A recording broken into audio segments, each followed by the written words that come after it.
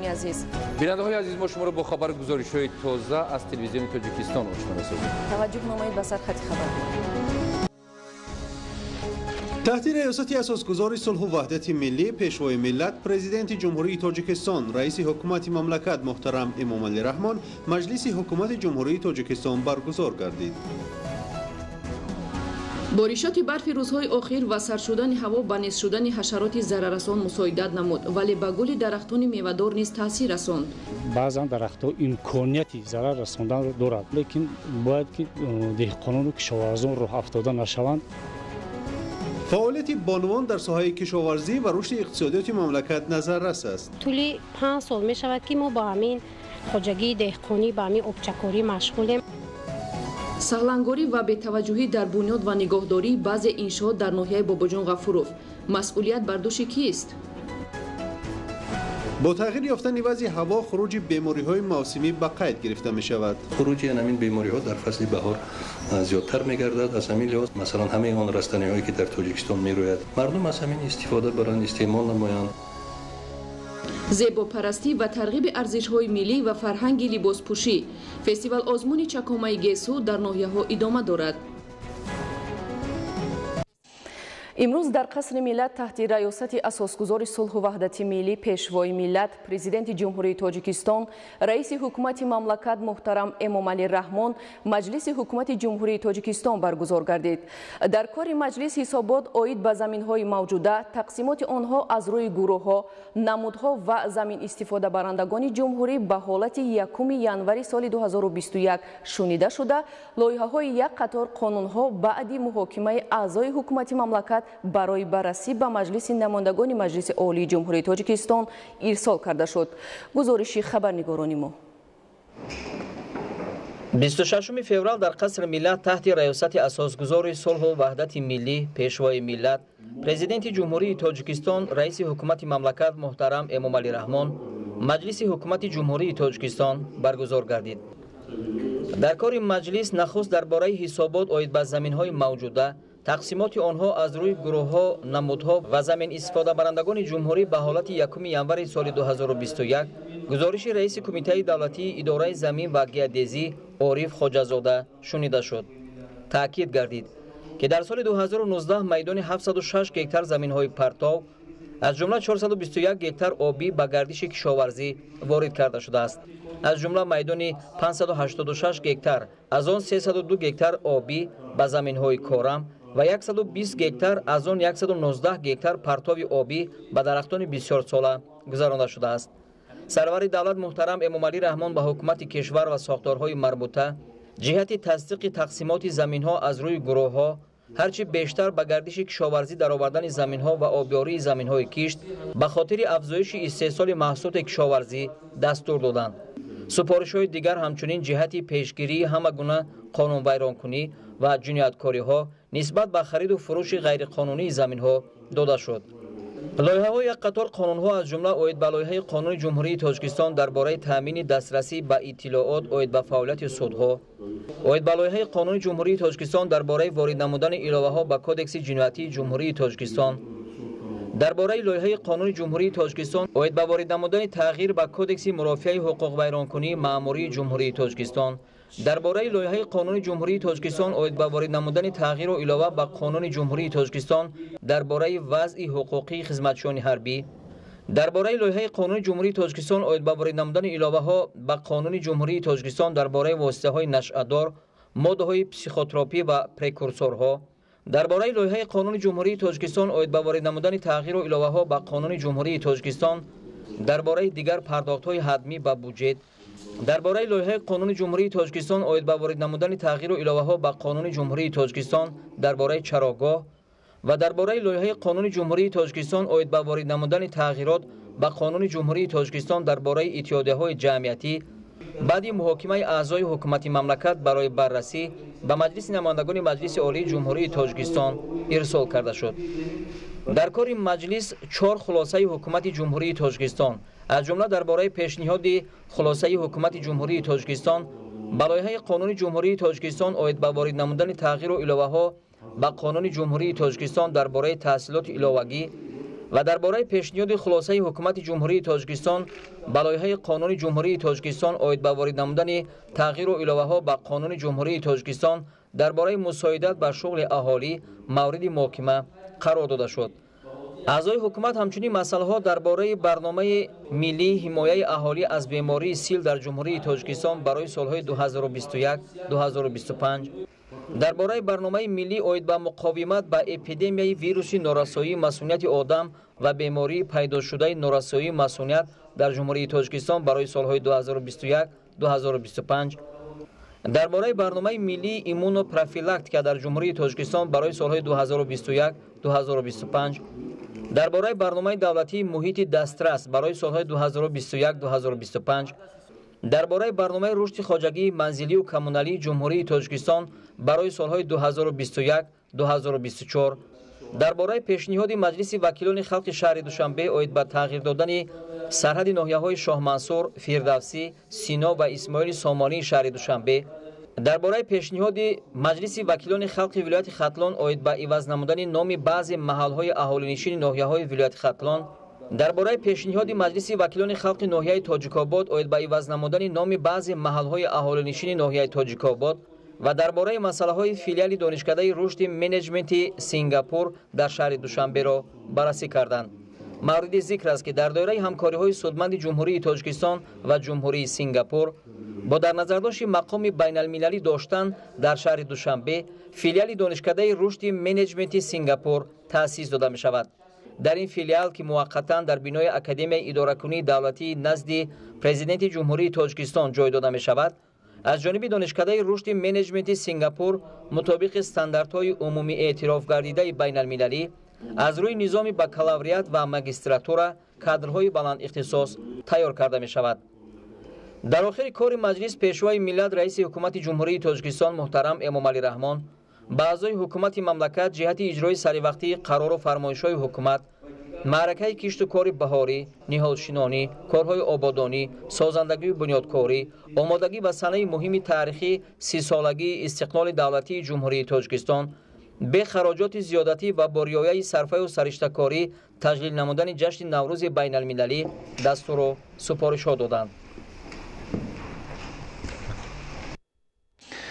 برنامه اخبار را ادامه می‌دهیم. بیننده‌های عزیز، بارشات برفی روزهای اخیر و سرد شدن هوا در مملکت تا اندازه به نیست شدن حشرات ضرررسان مساعدت نمود.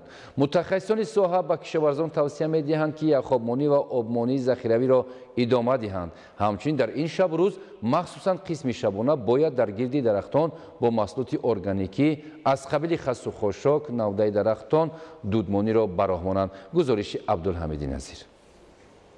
ماه فوریه سال 2021 در مقایسه با سالهای قبلی گرم آمد و نهال درختان دانکدار از جمله بادام، زردآلو، آلوبالو و شفتالو در ناحیه‌های نسبتاً گرم جمهوری 10-15 روز پیش گل کردند. با نظرداشت بارش برف روزهای اخیر و حالت به عمل آمده، متخصصان اکادمی علم‌های کشاورزی جمهوری تاجیکستان توصیه می‌دهند که چاره‌بینی‌های آگروتکنیکی در چنین شرایط باید سریع و با صفت بلند گذرانیده شود. حرارتی که حاضر شبانه هست، بعضا درخت‌ها امکانیتی ضرر رساندن رو دارد، لیکن باید که دهقانان و کشاورزان راه افتاده نشوند.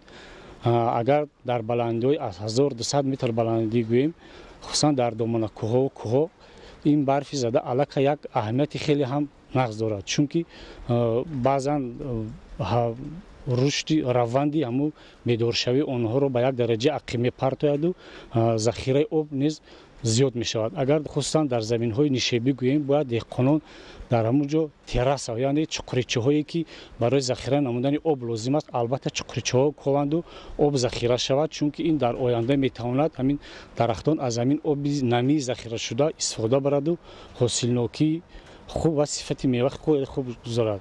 برف شبانه روز گذشته اگر به ساحه باغداری تا اندازه تاثیر رسانیده باشد، ولی در بهتر شدن نشونمای زیارت غله‌دونگی از جمله در زمین‌های للمی مساعدت نمود. همزمان به نزدشوی حشرات ضرررسان باعث شد. توصیه می‌دیم برای کشاورزان که در این شب روز پیش از همه دهقان دو مرحله سریع وقتی رو باید به اتمام رساند. پیش از همه در این شب روز که عین پنجه زنی زیرات‌های غله‌دونگی از قبیل گندم، جو، نسک، نخود و دیگر نمود زیرات‌ها می باشد، در این مرحله دهقان رو ضرور میباید که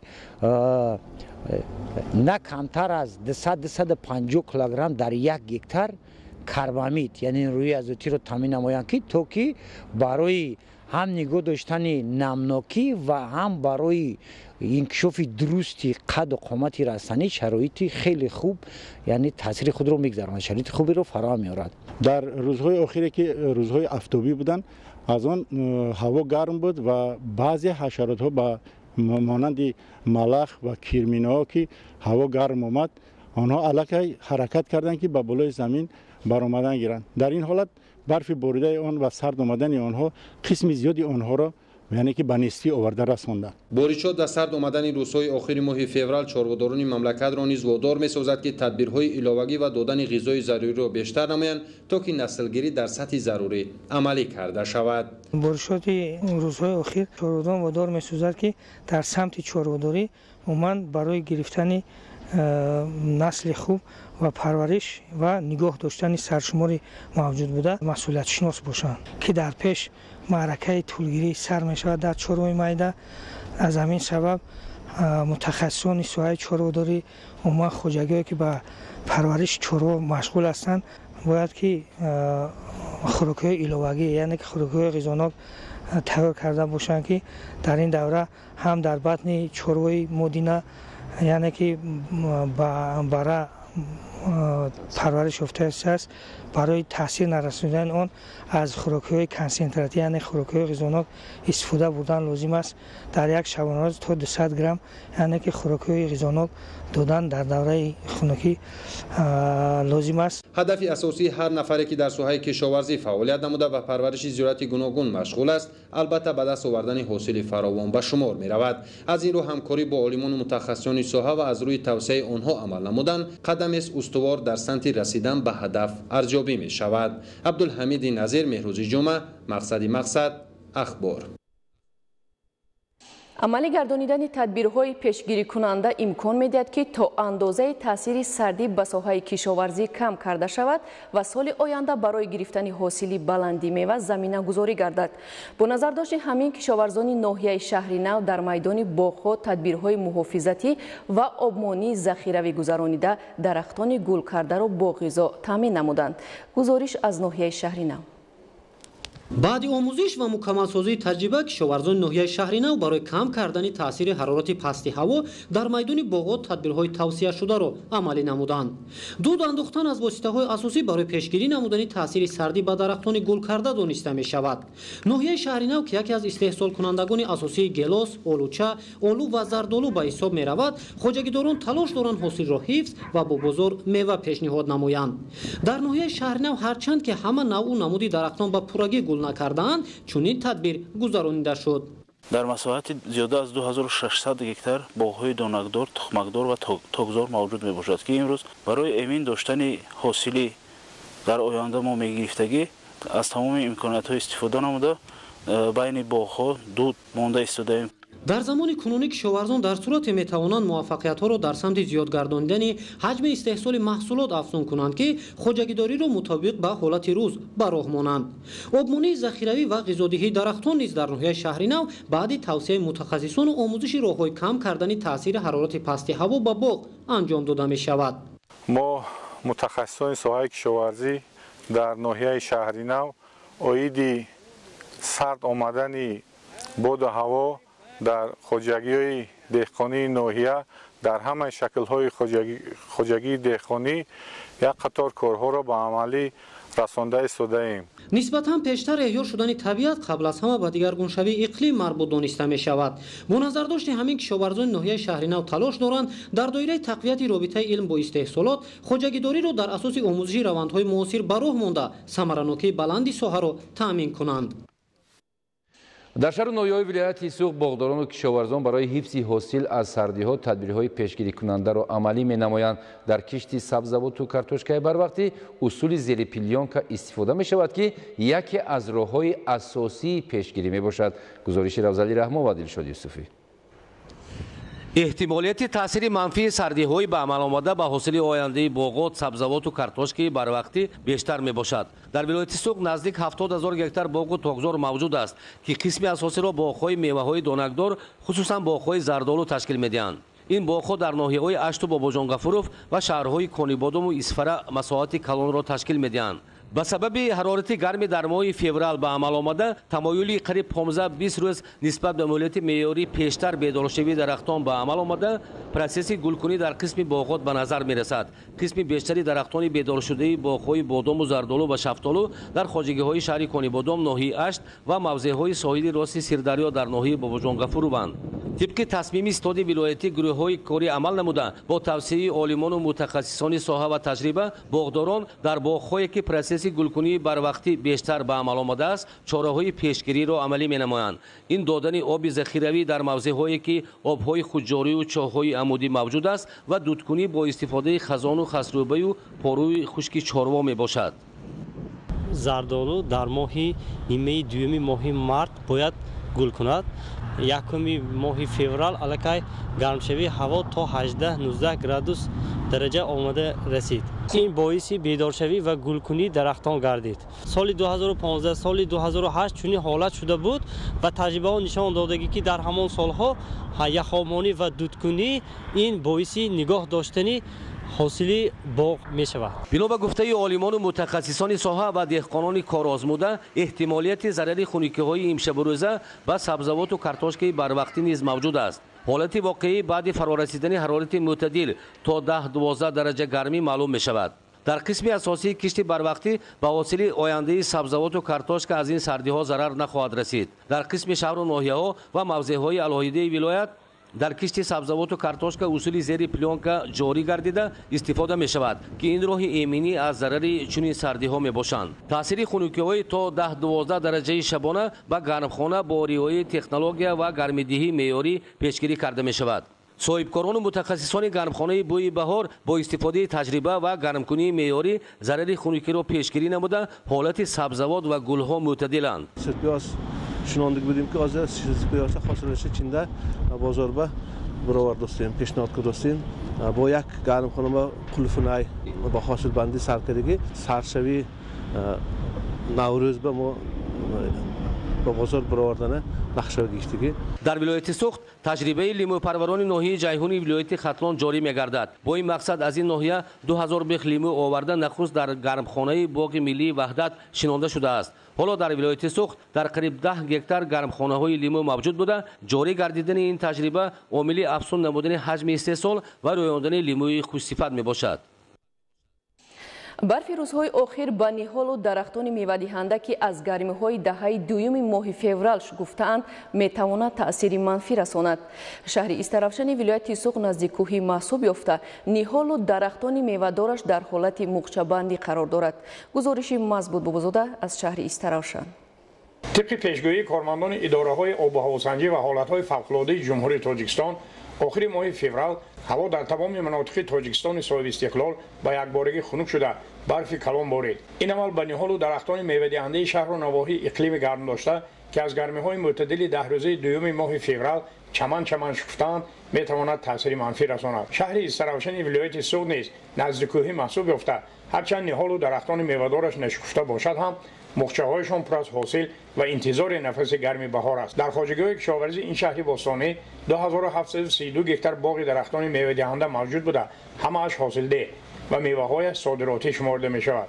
از این سوق زیاد از 500 گکتار را نهالان میوه‌دهنده دانکدار تشکیل می‌دهند و خصلت فرق کننده‌شان از آن عبارت است که نظر به مغچه‌های درختان میوه‌دهنده تخمدار پیشتر مغچه باز می‌نمایند. از همین لحاظ سردی‌های آخر ماه فوریه بیشتر به درختان میوه‌دهنده دانکدار از قبیل زردآلو، شفتالو، سیاه‌آلو، گیلاس و بادام تاثیر منفی می‌رساند. باغداران صاحب تجربه و چشمکاردان خواجگی‌های باغپرور شهر استرافشن از سردی‌ها و برف کلان ضرر نهرسیده طبق مصلحت متخصصان باغپرور، عالمان ساحه کشاورزی، خواجگیداران کهنسال و تجربه بوی اندوخته‌شان در میدان باغات یخابمانی و دوداندازی را توسط خس و خاشاک درشت پاروی چارگاه کلان خرد راه اندازی نموده ایستادند. جهت پیشگیری نمودن سردی ها به درختانی که خصوصا با درختان دونکدار که کم در منطقه پایان استراوشان گل میکند، از طریق متخصصان از طریق مسئولین ریاست کشاورزی توصیه داده شده ایستاده است که در زیر درختان دودکنی را براه مانده، آبمانی منتظم را براه مانند و همه خونیکی ها با درختان تاثیر کمی باشد هم تاثیر نرساند. واسطه دیگری از سردی ها امین نگاه داشتن میوه های دانکدار و انگورهای شهردار و لذیذ صادراتی را طبق مصلحت عالمان ساحه کشاورزی، باغداران و تاکپروان صاحب تجربه خواجگی کشاورزی شهر استراوشان در یخابمانی میبینند. از همین لحاظ به طور فوری زیر درختان و جویبار ژرف تاک‌های زیر خاک گردانده شده آب سرد می‌گذارند. این عمل از یک سو سردی ها را از تنه درختان و نوده های تاک بیرون اندازد، از جانب دیگر ذخیره آب پالیزه را در فصل تابستان بیشتر می‌گرداند. همزمان عمل دیگری که عالمان ساحه و باغ تاکداران توصیه می‌دهند این کارکرد فوری میدان‌ها با نوری‌های گیدروگینی محسوب می‌یابد. مضبوط بابازاده از شهر استراوشان برای برنامه اخبار. فعالیتی به عنوان در ساحه کشاورزی و رشد اقتصادیات مملکت نظررس بوده. حالا شماره راهبران خواجگی‌های دهقانی از حساب زنان 35600 نفر و زنان صاحبکار 77400 نفر را تشکیل می‌دهد. به عنوان کشاورزی ولایت ختلان برای افزایش دادن استحصال محصولات کشاورزی در سمت استفاده ثمرناک آب و زمین‌های کارم از تکنولوژی‌های اینوواسیونی و اگرتکنیکای پیشرفته استفاده می‌نمایند. گزارش گلچهره ستار. در پیام امساله‌شان به مجلس عالی جمهوری تاجیکستان سروری دولت تاکید نمودند که شماره خواجگی‌های دهقانی که راهبری‌اش را زنها به عهده دارند روز از روز افزوده، حصه آنها در ثمرناک استفاده بردن هر قطعه زمین و زیاد نمودن استحصال محصولات نظررس است. شماره خواجگی‌های دهقانی که راهبری‌شان را زنان به عهده دارند در ولایت ختلان 11518 در ناحیه کشانیان باشد 400 عدد را تشکیل می‌دهند که سهمدارانشان در استحصال محصولات با صفت وطنی سهمی به اندازه دارند. در ناحیه کشانیان عین زمان 2346 خواجگی دهقانی اویلوی انفرادی و شریکی فعالیت می‌کند که سهمداران آنها را نیز اکثرا زنها تشکیل می‌دهند و آنها در برابر مردان در بلند برداشتن اقتصادیات خانوادگی سهم می‌گذارند. خوشبختانه طول 5 سال می‌شود که ما با همین خواجگی دهقانی با همین آبچکاری مشغولیم. از ماه نوامبر سر کرده ما این تخمی‌ها رو با زمین میکوریم تا جمع‌آوری حاصل نمی کشتی کارمان ریسک روزیمون رو پیش میبریم. در این ناحیه از شمار زمین‌های تعینات کشاورزی 18836 گکترش را زمین‌های کارم آبی تشکیل می‌دهد که سهمداران خواجگی‌های دهقانی برای گرفتن منفعت بیشتر سبزیجات بروقتی را اصلاً در گرمخانه‌های موسمی و دائم عمل کننده پرورش نموده، یکی از اولین‌ها شده محصولات تر و تازه را اولاً و بازارهای ناحیه، بعداً به شهر باختر و مرکز جمهوری شهر دوشنبه پیشنهاد می‌نمایند. ما شکرانه میکنیم که همین خیلی شرایطا به ما مهیا است. ما اویلوی همینجا مهنت میکنیم، زندگی خمون پیش میبریم، خشک میکنیم، مربا میکنیم، به بازار میبریم میوه‌مون.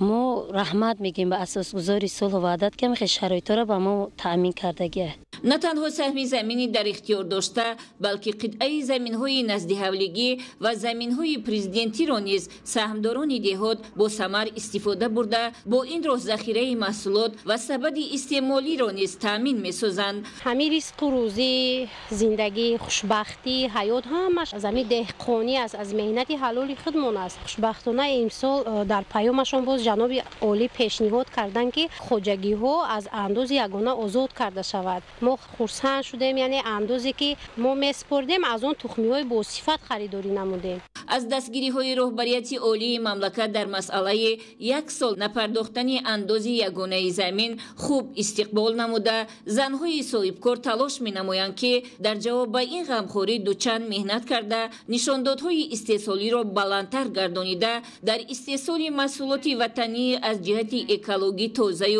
و بازار داخلی جوابگوی و واردات عوض کننده سهمی سزاوار گذارند. اداره دولتی بهداشت زمین و آبیاری ناحیه دوستی برای در موسم نو کشتی زراعتی کشاورزی تامین نمودن خواجگیداران با آبی پولوزی کارهای آمادگی را در سطح بلند عملی می‌نمایند.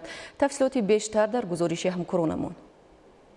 امروزها در ناحیه دوستی آمادگی‌ها برای آغاز موسم نو کشت و کار ادامه داشته، متخصصان اداره دولتی بهداشت زمین و آبیاری طبق نقشه عملهای مربوطه را در پایگاه‌های آبکشی به انجام رسانیدند.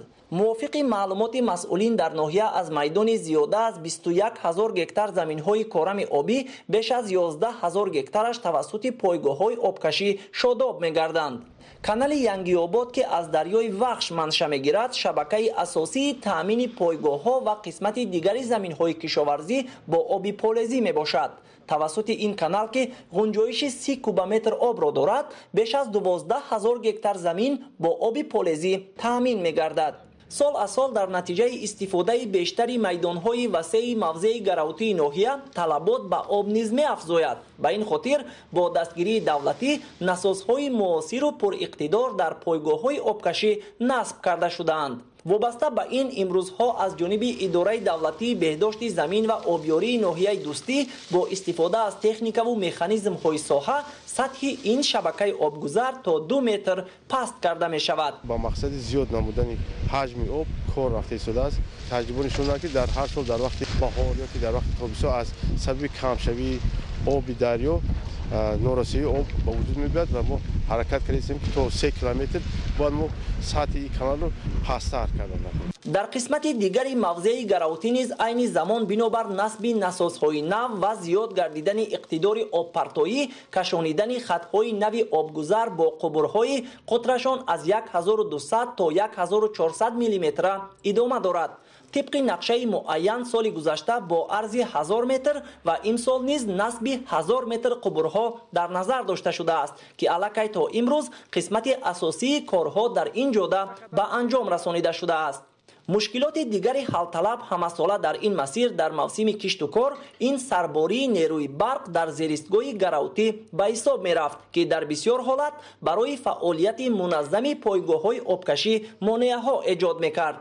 اکنون با نظرداشت زیاد گردیدن اقتدار و طلبات ساحه با نیروی برق با دستگیری حکومت جمهوری تاجیکستان در زیرستگاه مذکور ترانسفورماتوری توانایی 16000 کیلوولت با ترانسفورماتوری معاصر 40000 کیلوولت عوض کرده شد. متخصصان ساحه بهداشت زمین و آبیاری باشند با قناعتمندی ابراز داشتند که من بعد می توانند در موسم آبیاری کشاورزان و ساکنان را برای استفاده با ثمر زمین‌های خواجگی و نزد حولگی با آب تامین نمایند، زیرا برای فعالیت همه 5 عدد سلسله پایگاه‌های آبکشی منطقه گروتی نیروی برق از همین زیرستگاه استفاده می‌گردد.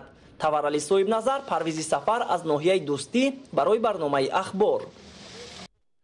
با فرار رسیدن فصل بهار تردد مرد دهقان زیاد می‌گردد. در ناحیه تیمورملک از 192 تکنیک کشاورزی 138 تکنیک آماده کار بوده برای کشتی بهاری در خط تیار قرار دارد. گزارش خبرنگاران ما در این موضوع.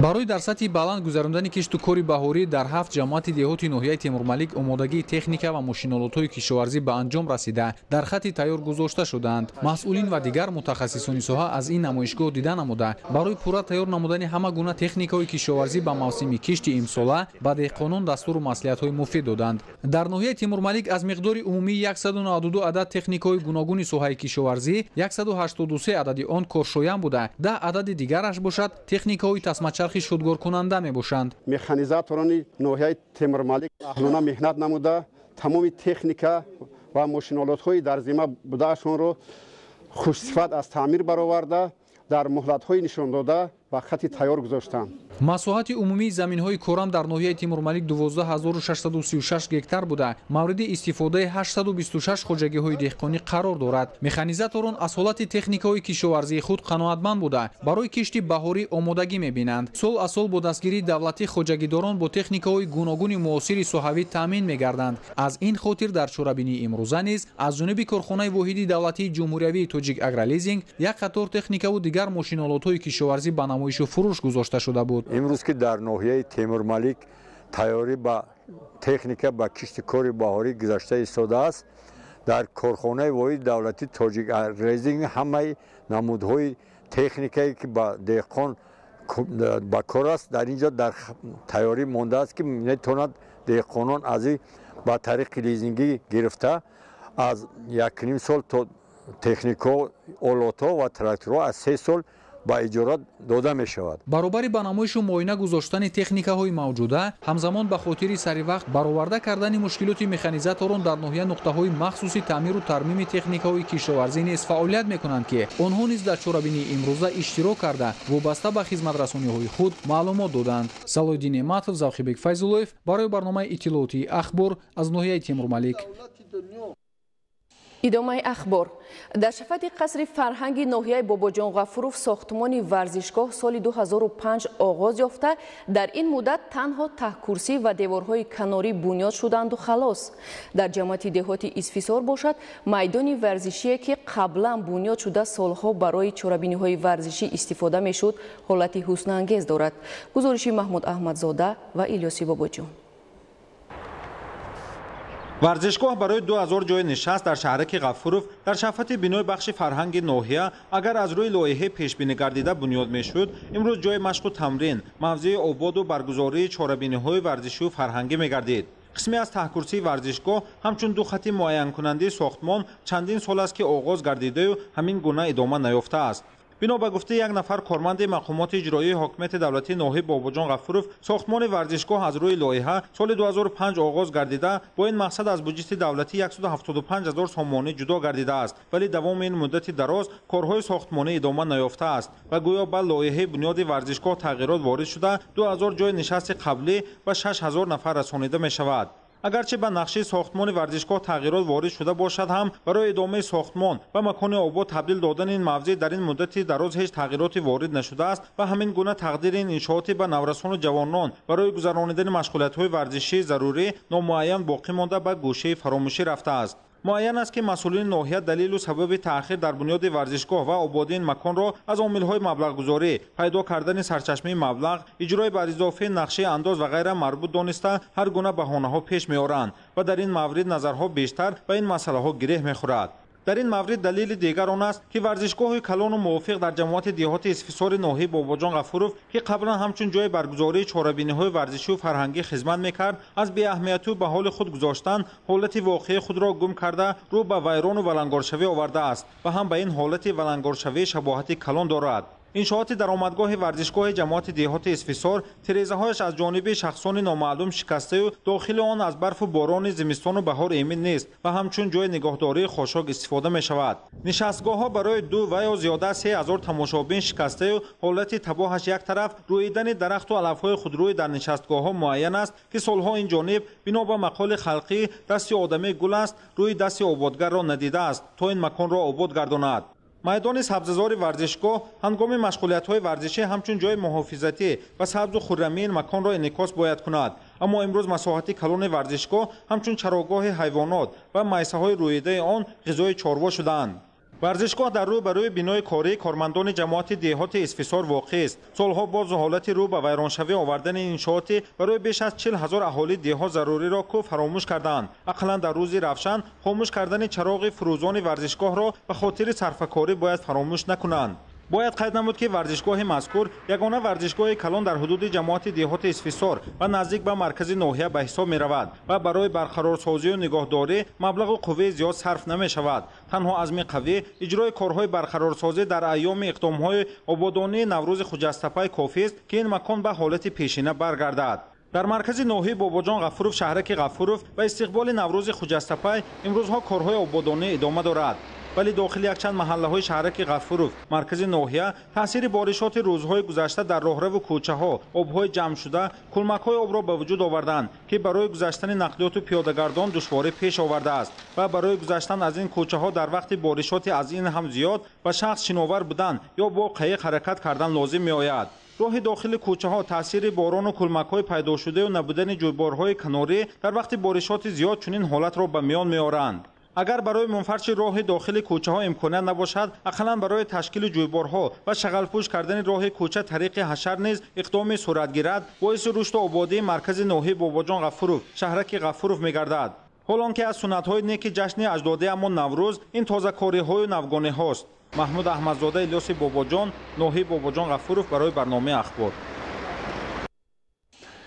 наврӯз ҷашни баҳорӣ рамзи бедоршавӣ ва зиндашавии табиат ва симои нав дар табиат мебошад ки бо худ рӯҳияи баланд оварда инсонро ба некӣ дӯстӣ ва ягонагӣ ҳидоят менамояд. ҷашни наврӯз ки ҳамчун қисми ҷудоинопазири мероси ғании фарҳангии тамоми башарият эътироф гардидааст, давраи эҳёи табиат, тантанаи ҳаёт ва зебогии баҳор мебошад. ҷашни эҳёи табиат, ибтидои пешомадҳои нав, оғози ниятҳои баҳорӣ ва нақшаву тадбирҳои тоза. Ҳамасола мардуми шарифи Тоҷикистон бо шукргузорӣ аз сулҳу суботи комил, оини бостонии милливу мардумӣ ва соли нави аҷдодиамон Наврӯзи оламафрӯзро бо хурсандиву хушҳолии зиёд таҷлил менамоянд. яке аз ҷашнҳои миллии мо ки имрӯз ба сатҳи байналмилал баромадааст ҷашни Наврӯз аст ки онро на танҳо дар ҳудуди имрӯзаи Тоҷикистон балки берун аз он ҷашн мегиранд.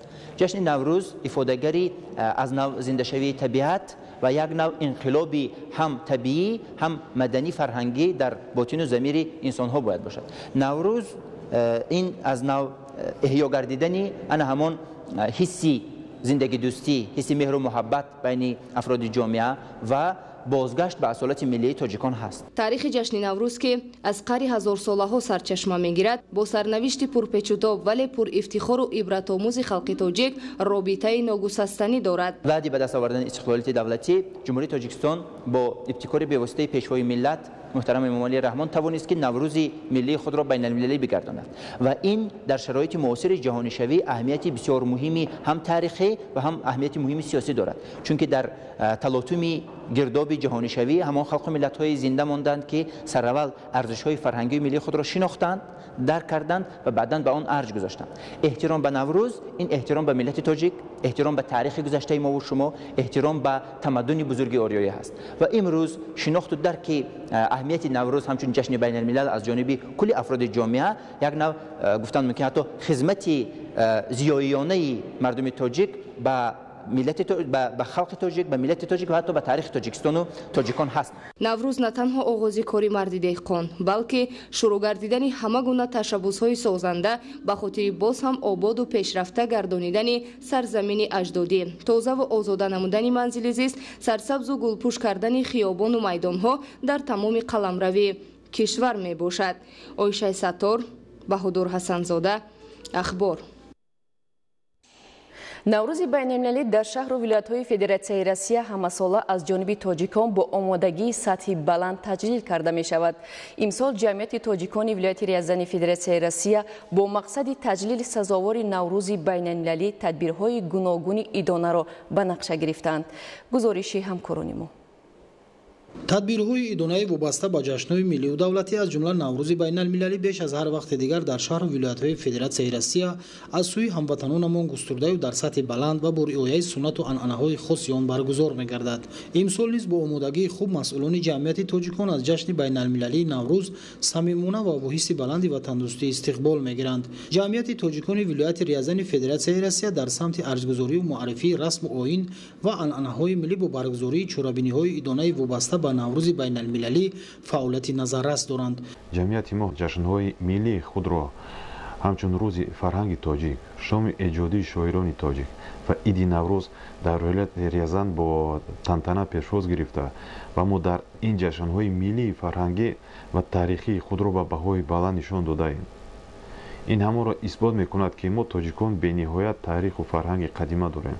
дар ин ҷашни мо дигар халқу миллатҳо омада аз таъриху фарҳанги тоҷик шинос мешуданд. роҳбарияти ҷамъияти тоҷикон азм гирифтанд наврӯзи байналмилалиро дар вилояти Рязан бо даъвати намояндагони халқу миллатҳои маскуни ин минтақа ва доираи васеъи ҳамватанонамон таҷлил намоянд. дар доираи баргузории ҷашни байналмилалии наврӯз дар назар аст ки дар вилояти Рязани Федератсияи Россия мусобиқаҳои варзишӣ низ ташкилу бароҳ монда шавад. Муҳаммадалӣ Сафар, Хуршед Саидаҳмад аз вилояти Рязани Федератсияи Россия барои барномаи ахбор.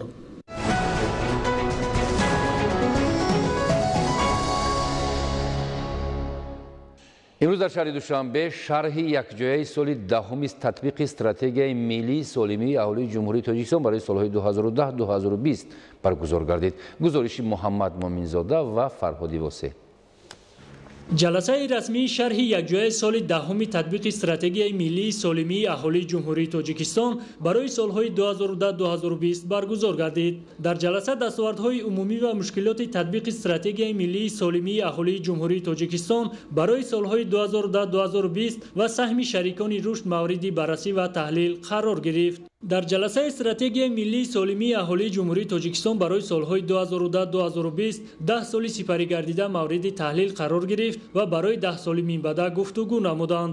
бояд қайд намуд ки то имрӯз бо кишварҳои хориҷ дар соҳаи тандурустӣ 23 созишномаи ҳамкорӣ ба имзо расида, 32 комиссияи амал менамояд. дар ин муддат барои ташхису муайян намудани бемориҳо 81 номгӯи таҷҳизоту дастгоҳҳои муосири баландсифати тиббӣ ба маблағи беш аз 1 миллион сомонӣ аз хориҷи мамлакат ворид шудааст. стратегияи ҳифзи иҷтимоии аҳолии ҷумҳурии тоҷикистон барои солҳои 2010-2020 дар маҷмӯъ пурра иҷро гардид ва айни замон мо лоиҳаи стратегияи ҳифзи солимии аҳолии ҷумҳурии тоҷикистон барои солҳои 2021-30-ро ба тавсиб расондем ва баъд аз тасдиқ он ба таҷрижан дар тамоми қаламрави кишвар амалӣ карда мешавад. дар ҷаласа таъкид гардид ки дар соли 2020 дар доираи дастуру супоришҳои президенти ҷумҳурии тоҷикистон муҳтарам Эмомалӣ Раҳмон ҷиҳати тақвияти раванди корҳои сохтмонии вазорат барои фароҳам намудани инфраструктури мусоиди соҳаи тандурустӣ ва беҳтар намудани дастрасии аҳолӣ ба хизматрасонӣ босифат, технологияи ҳозиразамон ба роҳ мондани усулҳои нави пешгирӣ, ташхис ва табобат бо мақсади иҷрои супоришҳои афзалиятноки ҳукумати ҷумҳурии тоҷикистон вобаста ба таҳлил ва бартараф намудани камбудиҳои ҷойдошта дар масъалаҳои рушди хизматрасонии тиббӣ, татбиқи самаранокии барномаҳои соҳавӣ, омӯзиш ва андешидани тадбирҳо вобаста ба масъалаҳои хизматрасонии маёбон ва солимгардонии онҳо, самаранокӣ ва мақсаднок истифода намудани маблағҳои инвеститсионӣ, мукаммалгардонии сохторҳои системаи тандурустӣ, такмили сиёсати кадрӣ дар муассисаҳои соҳаи тандурустӣ ва ҳифзи иҷтимоии аҳолӣ корҳои муайян ба анҷом расид. дар охири чорабинӣ бо иштироки доираи васеъи кормандони воситаи ахбори омма нишасти матбуотӣ баргузор гардид. Муҳаммад Муминзода, Фарҳоди Восе, Фирӯзи Мусо, Ахбор. бо тағйир ёфтани вазъи ҳаво бемориҳои мавсимӣ бештар хуруҷ менамоянд.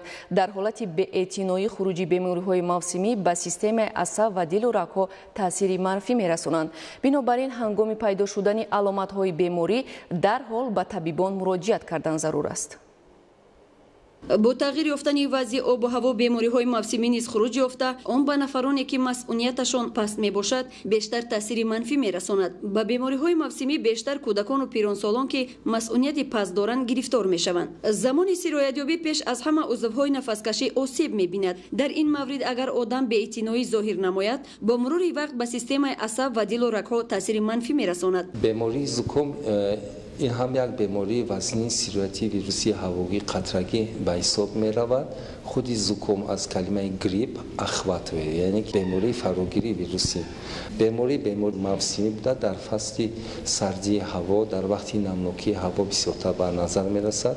нишонаҳои аввали ин беморӣ аз дарди сар, беҳолии умумӣ, дилбеҳузурӣ, ҳангоми вайрон шудани системаи вегетативии асаб, бехобӣ, инҷиқӣ ва дигар нишонаҳои заҳролудӣ таҷассум меёбад. ҳангоми пайдо шудани аломатҳои беморӣ дарҳол ба табиби оилавӣ муроҷиат кардан зарур аст. ҳамчунин аз рӯи таъинот ва машварати табиби оилавӣ сари вақт амал кардан, инчунин ҳангоми беморшавӣ худро аз шахсони солим эмин нигоҳ доштан лозим меояд. мо аллакай зимистонро аз сар гузарондем. қобилияти бориза бурдани ба нисбати масалан бемориҳои сироятӣ нисбати дигар албатта камшавии витаминҳо ба назар мерасад.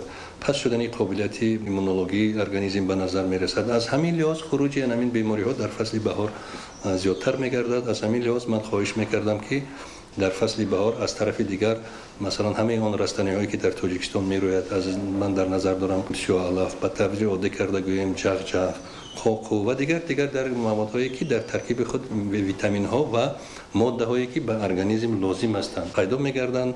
مردم از همین استفاده برند، استعمال نمایند. باید گفت که حالا آمدی فصل بهار است. متخصصان ساحه طب توصیه می‌دهند که استعمال بیشتری سبزیجات، میوه، گل و گیاهای شفابخش که در تاجیکستان میرویند بیشتر استعمال نمایند. رعایت قاعده‌های بهداشت تازگی، به ورزش مشغول شدن، استعمال با معیار غذای سالم، مهنت و استراحت، خواب با فراغت، پاکیزگی کورپه و بالین، سر و لباس، منزل و رعایت تازگی هنگام پخت و پز عامل تندرستی انسان میباشد. یکی از های برطرف کردن حالت سستی و خواب‌آلودی، بلند برداشتن مسئولیت بدن یعنی آب و تاب آن می باشد. استعمال خوراک سرغذا از ویتامین ها بوی و افشوره لیمو نیز نباید فراموش شود. خورشید نجمیدین، بهادری قربان، دوشنبه اخبار.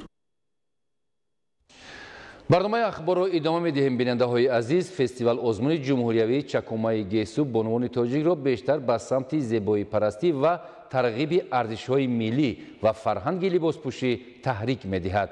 در ناحیه‌های رشت و ورزا و شهر حصار فستیوال آزمون جمهوریوی چکمای گیسو برگزار گردید. خبرنگاران ما گزارش می‌دهند. سالهای صاحب استقلالی کشوری عزیزمون تحت سیاست فرهنگ پرورانه سرور دولت، رسم و آیین و هنرهای مردمی از نو احیا گردیده، راه اندازی گردیدن چاره‌بینی ها در رشد و ترغیب خودشناسی فرهنگ ملی باز هم نقش ارزنده می‌گذارد. آزمون چکمای گیسو در پرتو اجرای برگزاری فستیوال نمایش و آزمون هنرهای مردمی در جمهوری تاجیکستان مرحله به مرحله عملی می‌گردد. این است که برنامه هنری چکمای گیسوی دختران ناحیه رشت از جمله ترغیب نمایش و آرایش مویبافی، سر و لباس ملی و به دهه‌خوانی هنرمندان عنعنه‌های خاص مردم کوهستان را در بر گرفته، اشتراکداران آن از روی شرط‌های معین شده هنرنمایی می‌کردند تا سزاوار جای‌های نمایان شوند. با گفت تشکیل کنندگان فستیوال چکمای گیسو، مقصد اساسی چاره‌بینی فرهنگی اصلا نمایش و پرورش موی، تربیت معاشرت دختران، نمایش هنر مشاطه ها در دایره رسم و آیین ها، ترغیب و تشویق عنعنه‌های ملی از قبیل سرشویان و مویبافان، کاکل بافی، نمایش هنرهای مردمی و بدین وسیله روی کار آوردن کارخانه‌های خردی، استحصال شانه‌سازی و آینه‌سازی، اینچنین تشکیل کاشانه‌های حسن و جلب مردم به زیباپرستی میباشد. برگزاری فستیوال دور ناحیوی چکمای گیسو نشان داد که در رسم و آیین مردمی محل هنگام گذراندن توی معرکه ها، هنر سرایندگی و رقاصی، ترانه و بدیه‌خوانی در توی‌های عروسی و دامادی در قیاس به رسم و آیین‌های دیگر منطقه های کشورمان خصوصیت‌های فرق کننده به نظر می‌رسند. در آزمون چکمای گیسو دختران ناحیه رشت شرکت فعالانه داشته برای تشویق و ترغیب هنرهای مردمی سزاوار افتخارنامه و تحفه‌های خاطروی مقامات محلی شدند. ایدیگل محمود، دادرجان میرزازاده، برای برنامه اخبار از ناحیه رشت.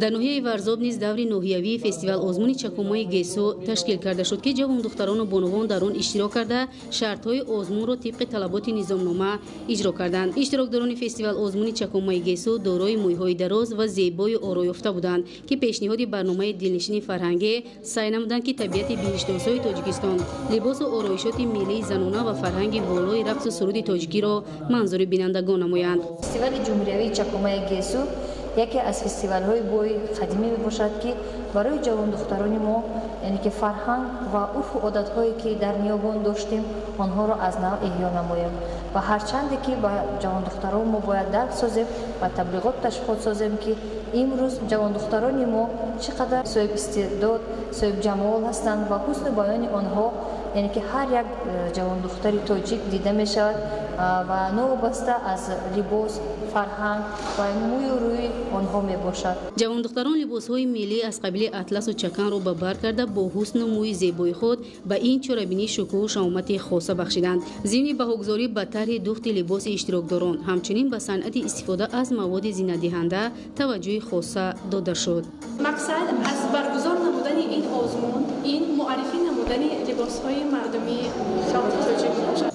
محض با دایر کردن چنین تدبیرها از جمله فستیوال آزمون چکمه‌های گیسو میتوان گفت که امروزها بانوان تاجیک بیشتر به سمت زیبایی پرستی و دراز کردن گیسوان خود رو آوردند. این روند رو میتوان یک نوع ارزش‌گذاری و احترام به ارزش‌های ملی و فرهنگ لباسپوشی نامید. فستیوال با مقصد ترغیب و تشویق هنرهای مردمی، حفظ ارزش‌های ملی، ارزش‌گذاری به میراث فرهنگی خلق تاجیک، بخصوص نمایش و پرورش موی، آرایش و پرداز روی، حرکت موزون، تربیت معاشرت دختران، ترغیب و تشویق و سرشویان و بافون، زلفاندازی و جمالک‌بندی و کاکل بافی گذرانده می شود. این نوبت دوری شهری فستیوال آزمون میان جوان دخترانی گسوداروز شهرک و جماعت‌های شهری حصار در موضع تماشابابی شرشره گذرانده شده. در آن گل دختران با هیئت حکمان طرز گوناگون آرایش دادنی موی‌ها را نشان دادند. آزمون برای آمادگی به دوره جمهوریوی با ابتکار بخش کاربازان با اویله و دستگیری مقامات اجرایی حکومت دولتی شهر حصار دایر کرده شد. با ابراز تشکیل کنندگان این آزمون ثابت ساخته است که در قلمرو شهر حصار بانوان خوش سلیقه، خوش سیما و گسوداروز کم نبوده. بار دیگر امکان پیدا کردند که در دوره جمهوریوی همچون نماینده های شهر برآمد نمایند. گسوداروز از بانوان و گل دختران نگاه بینی مخصوص و زحمتی چندین ساله را طلب می کند. ما خرسند از آن هستیم که امروز در شهر حصار آزمون جمهوریوی فستیوال آزمون جمهوریوی چکمه گیسو رفته ایستاده است و ما به دریافت چهره های نو یعنی دخترانی که گیسوانی دراز داشته در آزمون اشتراک نمودند و جایهای نمونوی را سزاوار گشتند. جای اول، جای دوم، جای سوم را سزاوار گشتند که تیاری آنها باز برای آزمون جمهوریوی فستیوال آزمون جمهوریوی چکمه گیسو تیاری دیده ایستادند. حکمانی آزمون پس از تماشای مهارت گیسو پروری جوان دختران غالبان جایهای اول، دوم و سوم را معین کردند. همین طریق در آخر به اشتراکداران فستیوال آزمون افتخارنامه‌ها و تحفه‌های آماده کرده بخش کاربازان و اویله شهر حصار تقدیم کرده شد. در اینجا اشتراکچیان فستیوال آزمون از تماشای سرود و رقص ترانه‌های مردمی ترنم کننده حسن زن تاجیک، جاذبه گیسو و سر و لباس و آرایشات ملی در برابر غذای معنوی گرفتند. همچنین آیدی پرورش موی و نگاهبینی آن برای خود مصلحت‌های مفید گرفتند.